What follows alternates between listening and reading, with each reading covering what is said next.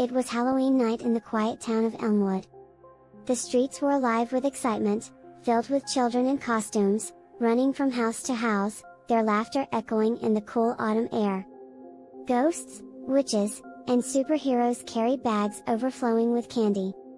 But at the far end of Elm Street stood a house that no one dared approach. The last house on Elm Street was different.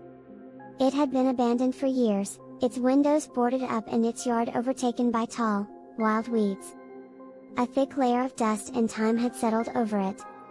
Many people whispered about what had happened to its last resident, old Mrs. Wainwright, who vanished without a trace one Halloween night. The town's children passed down stories of how her spirit still roamed the house, waiting for trick-or-treaters to come knocking. But none ever did. For most kids, the stories were enough to keep them away. But for three friends, Danny, Emma, and Max, tonight was about more than candy. It was about something bigger. It was about confronting the legend. "Let's check out the old house at the end of Elm Street," Max said suddenly, his voice full of mischief. He adjusted his cape. This year, he'd dressed as a vampire. His eyes gleamed with excitement, but there was a challenge in his tone. Emma, who was dressed as a witch, hesitated. "I don't know. People say it's haunted. They say no one who's gone in there ever comes out." Danny, who was outfitted as a pirate, laughed loudly. "Come on, Emma. You don't really believe that, do you? They're just dumb stories. Besides, we'll be legends if we go. We'll be the ones to prove that it's just an old, empty house." Emma chewed her lip, glancing between the two boys. The stories about old Mrs. Wainwright had always given her the chills. But she didn't want to be the one to back out now. She didn't want to be the scaredy cat. "All right," she finally said, though her voice wavered. "But if something feels off, we leave. Agreed?" "Agreed," Max and Danny replied in unison, grinning as if this was just another Halloween dare. The trio set off, leaving the safe, lively streets behind as they walked toward the dark, quiet end of Elm Street. As they got closer, the laughter of the other children seemed to fade away, swallowed by the deepening shadows of the houses. The streetlights flickered and buzzed above them, casting long, eerie shadows across the cracked pavement. As they approached the old house, a gust of wind rustled through the tall grass in the yard, making a hollow, haunting sound.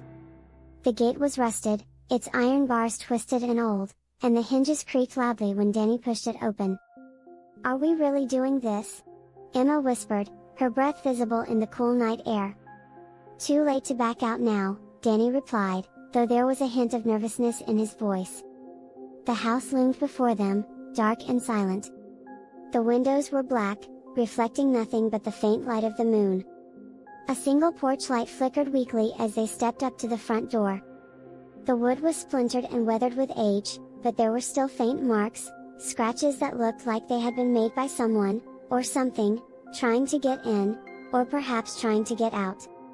Max took a deep breath and knocked on the door.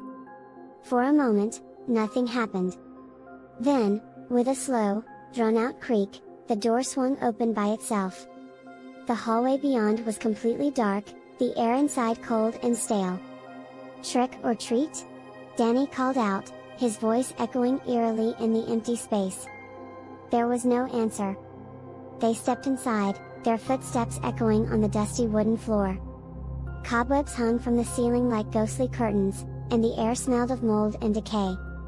The furniture was covered with sheets, and old paintings of stern, unsmiling faces lined the walls. The house seemed frozen in time, untouched for years. Emma shivered. "I don't like this," she whispered, glancing around nervously. "It's just an old house," Danny said, though he didn't sound as confident as he had before. Max, ever the adventurer, was already moving deeper into the house. "Let's split up," he suggested. "We'll cover more ground that way. Danny, you check out the living room. Emma, see if there's anything interesting upstairs. I'll go look around in the kitchen." Emma shook her head. "Splitting up? Really? Haven't you seen any horror movies? That's how people get." Before she could finish her sentence, Max was already walking down the hallway toward the kitchen. Danny shrugged and headed for the living room.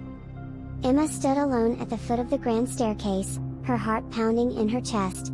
She didn't want to go upstairs, but she didn't want to seem like a coward either. With a deep breath, she began to climb. As she reached the top of the stairs, the floor creaked under her feet. The hallway was long and narrow, with closed doors lining both sides. At the far end, a single window let in a sliver of moonlight, casting long shadows across the floor. Suddenly, Emma heard a sound. It was faint at first, but as she moved closer to one of the doors, it grew louder. It sounded like whispering. Her hand trembled as she reached for the doorknob, but before she could turn it, the whispering stopped. She took a step back, her heart racing. "Max? Danny?" She called out, but her voice sounded small and far away in the vast, empty house. There was no response. Downstairs, Max was searching the kitchen, opening cupboards and drawers that were covered in years of dust. He found old, rusted knives and plates, but nothing out of the ordinary, until he heard footsteps behind him. He turned, expecting to see Danny or Emma, but the doorway was empty. His flashlight flickered, and for a moment, he thought he saw a shadow move in the corner of his eye. "Guys?" he called, but the only answer was the creaking of the house. In the living room, Danny was standing in front of an old fireplace, examining the mantel. His flashlight beam swept over the wall, landing on a photograph in a cracked frame. It was of Mrs. Wainwright, standing in front of the house, her eyes cold and dark. As he stared at the photograph, he heard a low, rumbling sound. Before he could react, the fire in the hearth roared to life, flames leaping up the chimney. Danny stumbled backward, dropping his flashlight. The fire crackled and hissed, but there was no warmth, only an unnatural cold that seeped into his bones. "Emma? Max!" he shouted, scrambling to pick up his flashlight. Suddenly, all the lights in the house went out, plunging them into total darkness. Emma, frozen at the top of the stairs, heard the sound of something moving behind her. Slowly, she turned around, her breath catching in her throat. In the dim light, she saw a figure standing at the end of the hallway. It was Mrs. Wainwright, or what was left of her. Her eyes glowed faintly, and her pale, bony hand reached out toward Emma. "Trick? Or treat?" Mrs. Wainwright's voice rasped, sending chills down Emma's spine. Emma screamed and bolted down the stairs, nearly tripping as she ran. She reached the living room just as Danny and Max appeared from opposite hallways, their faces pale with fear. "We need to get out of here," Emma cried, her voice shaking. They rushed to the front door, but when Max pulled the handle, it wouldn't budge.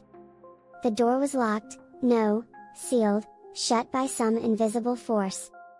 "Come on!" Danny shouted, throwing his weight against the door, but it didn't move. Behind them, the sound of footsteps grew louder. The house seemed to creak and groan as if it were alive, closing in on them.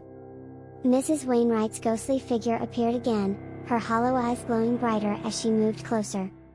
Max's eyes darted to the fireplace, where the flames still burned cold and bright. "The fire!" he yelled. "Maybe it's the key." He ran to the fireplace, grabbing a piece of wood and tossing it into the flames. Emma struck a match and threw it in, and the fire roared even higher. Mrs. Wainwright let out an ear-piercing shriek, her form flickering like a shadow in the wind. With one final wail, she dissolved into the mist, her presence vanishing from the house. The front door creaked open, and the three friends didn't wait to question it. They bolted outside, gasping for air as they stumbled onto the street. The old house was silent once more, its windows dark and lifeless. But as they turned to leave, Emma glanced back one last time. In the upstairs window, she saw a faint figure, Mrs. Wainwright, watching them, her eyes glowing softly in the darkness. She smiled. And then, the house faded into the mist, leaving nothing but an eerie silence in its wake.